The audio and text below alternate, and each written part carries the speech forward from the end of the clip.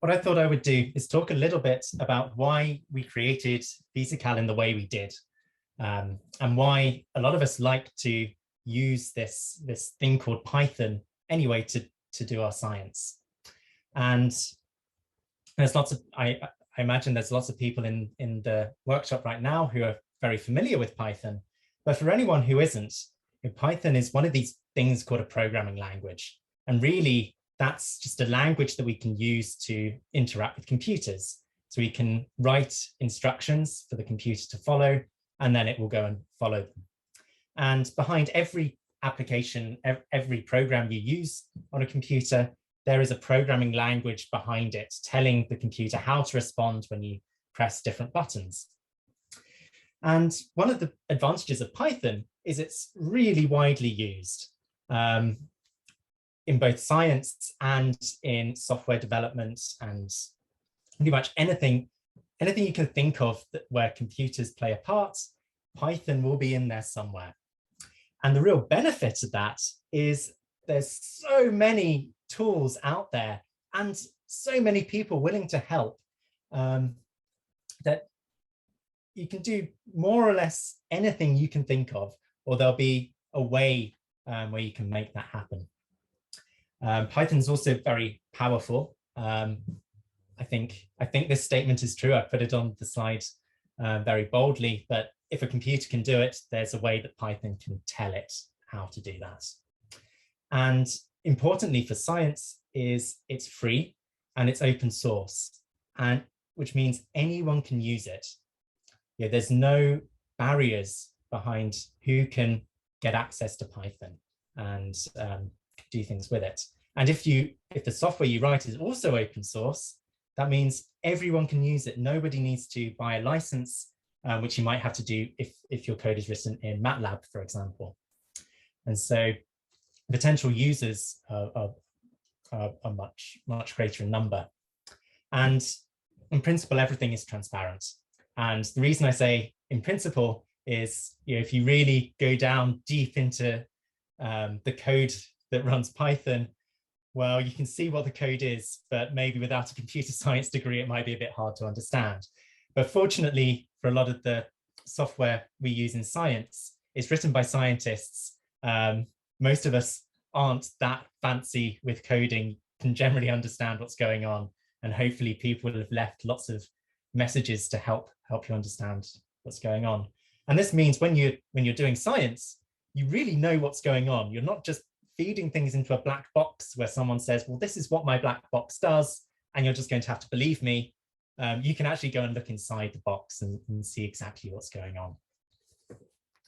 I also added these points here about just going over open source, which I think I've said.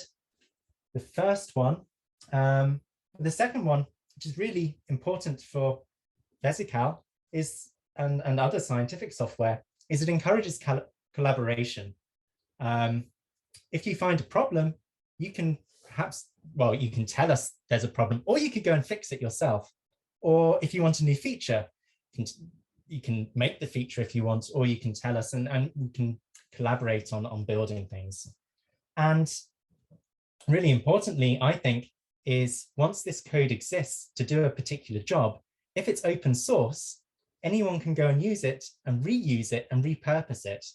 There should be no need now for anyone to ever rewrite the solubility models that we spent hours and hours writing and hours checking against other ways of calculating them, which are less open and less easy to use. And Penny's covered this a little bit, but I just wanted to reiterate a few things. Is what user interfaces can be really easy to use a lot of the time. So why don't we just do that? Well, I think for me, the most powerful argument against just making something available in a user interface is you're really limited by what you can do.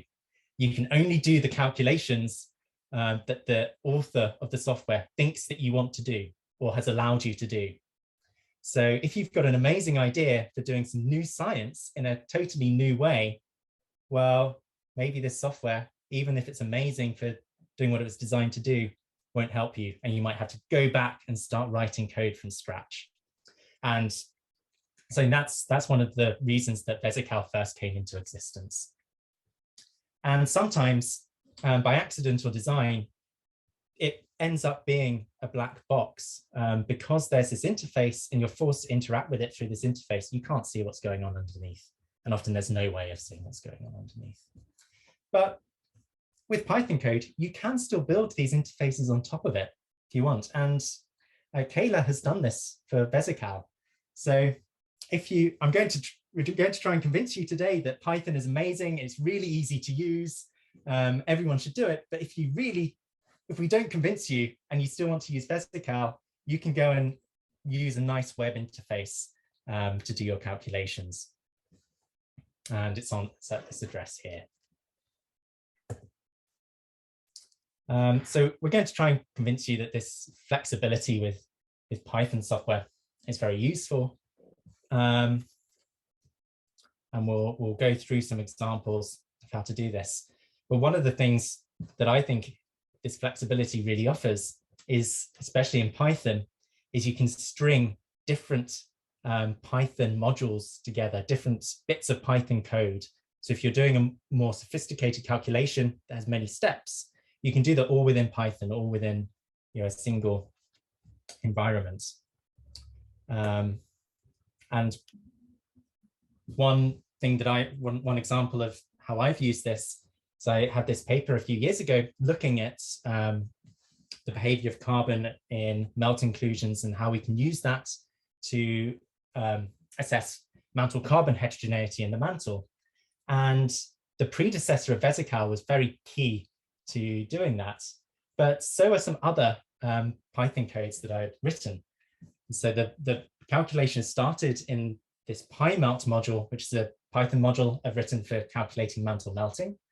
And then once we have those melts, we can say, well, these melts are now stored somewhere in the crust at this particular pressure. We can use VESIcal to work out, can it keep that amount of carbon and water in there? What's going to happen to it? And then we can mix those melts together to get something that might look like a lava that's erupted using another mixing code, using another Python module. And what I'm going to show you in a minute is one particular way of interacting with VESIcal and Python in general, which is this thing called a Jupyter Notebook.